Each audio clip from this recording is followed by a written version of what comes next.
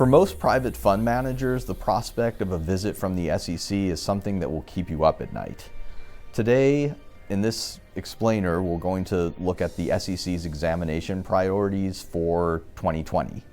I'm Ira Kustin. I am a partner in the investment management group at Paul Hastings, and I focus my practice on the representation of private fund managers. So what are the examination priorities that the SEC is focused on for 2020?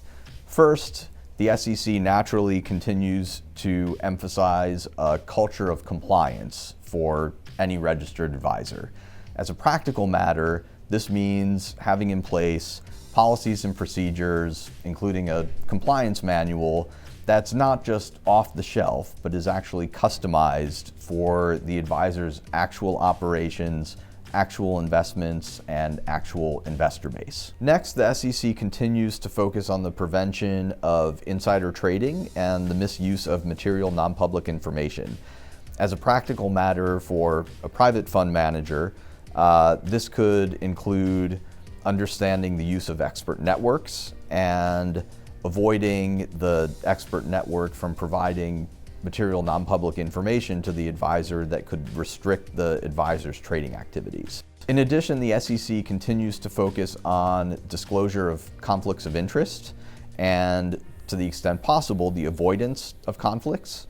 The SEC expects registered advisors to, wherever possible, minimize conflicts, and to the extent that it's impossible to minimize conflicts, to disclose in detail to investors that those conflicts exist. And the SEC also expects advisors to get some acknowledgement from investors that those conflicts have been disclosed and that the investor understands them. The SEC continues to focus on the disclosure of fees and expenses. As a practical matter, this means having disclosed in a fund's offering documents or governing documents in great detail any expense that may be charged to the fund as opposed to being borne by the advisor itself.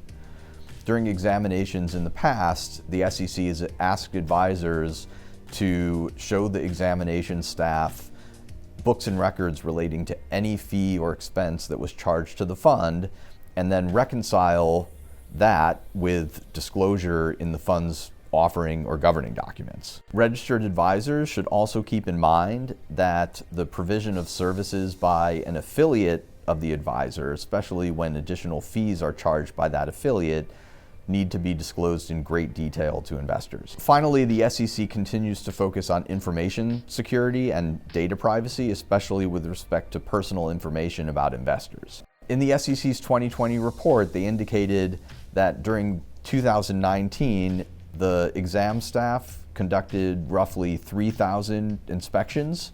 About 2,000 of those resulted in deficiency letters, which is not unusual, and luckily a far lower number resulted in a referral to the enforcement staff. Hopefully, advisors who pay attention to the SEC's examination priorities for 2020 will be able to avoid one of those deficiency letters and, even more importantly, avoid a visit from the enforcement staff. I'm Ira Kustin, and thank you for watching Talks on Law.